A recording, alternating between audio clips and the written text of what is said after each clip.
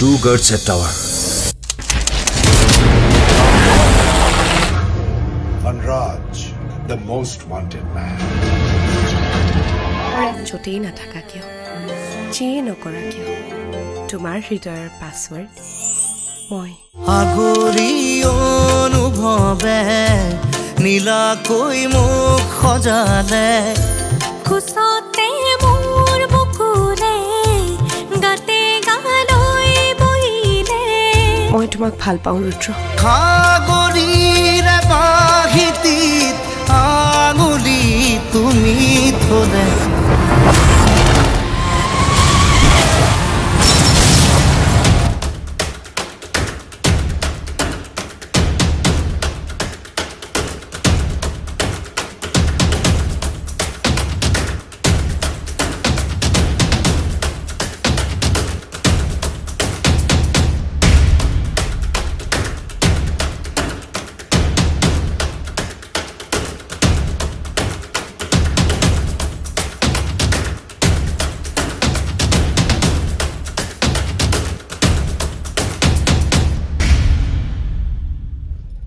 কেৱল এণ্টাৰটেইনমেণ্ট নহয়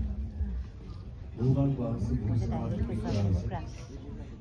cinema is all about entertainment নহয় আচলতে চিনেমাৰ বহুত চিনেমাৰ আৰম্ভণি হৈছে আমাৰ আইতা ককা সাধুৰ পৰা তাত যেতিয়া আমি সাধু কথাবোৰ শুনো তাৰ পৰা আমি যেতিয়া একেবাৰে সৰু কালত কোমলীয়া বয়সত তেতিয়া আমি বুজি পাওঁ যে ভাল মানে ভাল বেয়া মানে বেয়া ভালৰ ভাল হয় বেয়া বেয়া হয় সেইকাৰণে শেষত সদায় কাহিনীবোৰ সুন্দৰকৈ শেষ হয় আৰু আমি ভাল পাওঁ যেতিয়া ভাল চৰিত্ৰটো ভাল মানুহজনৰ ভাল হয় গতিকে চিনেমাৰ আৰম্ভণি তাৰ পৰা গতিকে অৱচেতন মনত গল্প কাহিনী বুঢ়ী আই সাধু চিনেমা নাটক এইবোৰে ক্ৰিয়া কৰে গতিকে আমি তাৰে সামান্য সৰু ক্ষুদ্ৰ অংশীদাৰ হ'বলৈ পাই ঈশ্বৰৰ ওচৰত কৃতজ্ঞ যে আমাক এনেকুৱা এটা কাম দিলে যিটো কামৰ মাধ্যমেৰে আমি সমাজখনত কিছু চিন্তাৰ খোৰাক আগবঢ়াব পাৰোঁ গতিকে আৰু চিনেমা ভাল পোৱা সকলৰ ওচৰত আপোনালোকৰ ওচৰত যে আজি আপোনালোকে বহুমূলীয়া সময় উলিয়াই কেৱল মাত্ৰ এখন ছবিৰ ট্ৰেইলাৰ লঞ্চত আহি উপস্থিত হৈছিল গতিকে আপোনালোকৰ এই আশীৰ্বাদ এই প্ৰয়াস এই সদিচ্ছাক মই নতশিৰে প্ৰণাম কৰিছোঁ ৰুদ্ৰ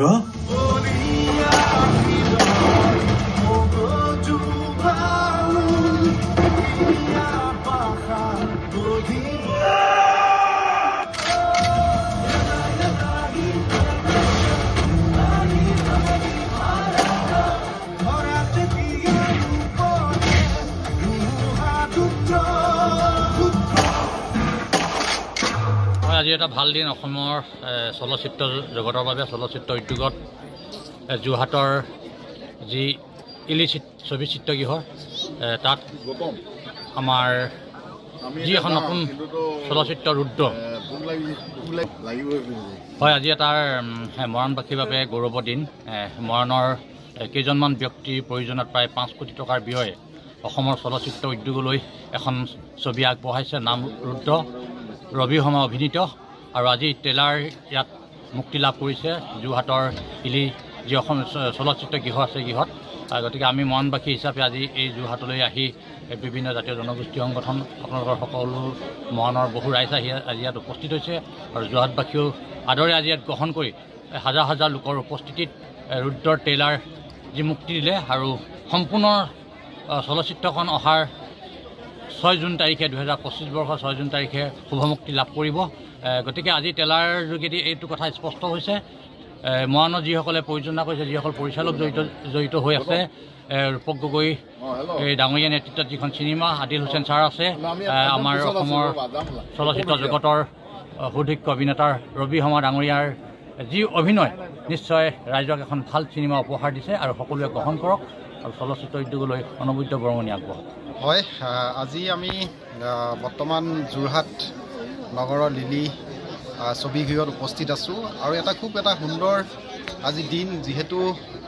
অসমৰ চলচ্চিত্ৰ জগতলৈ এখন খুব সুন্দৰ ছবি আগবঢ়াই দিবলৈ চেষ্টা কৰিছে ৰূপক গগৈ ডাঙৰীয়াই আৰু এই ছবিখনত ইতিমধ্যে আজি ট্ৰেইলাৰ শুভমুক্তি পাইছে আৰু ট্ৰেইলাৰ চাই আমি এটা কথা অনুভৱ কৰিছোঁ যে এখন খুব এটা সুন্দৰ আৰু একশ্যন মুভি হ'ব আৰু অসমবাসী ৰাইজে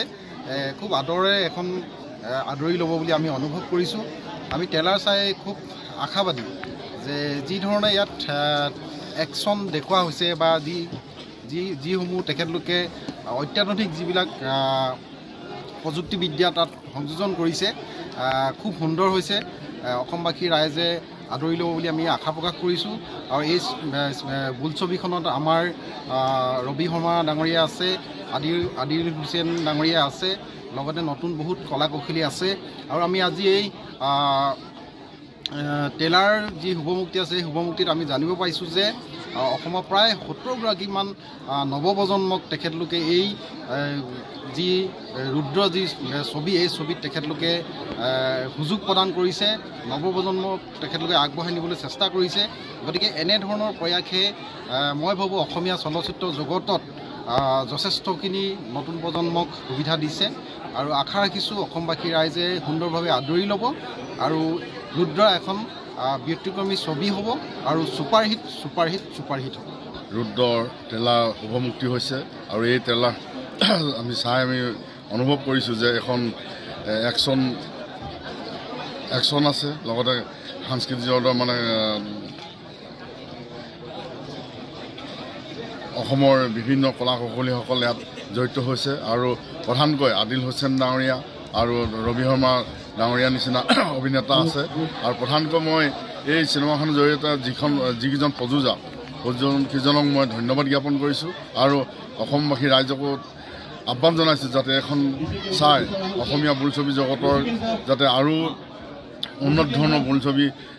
প্ৰযোজকসকলে যেন প্ৰেৰণা পায়। আমি আমাৰ ৰাইজসকলক এই আহ্বান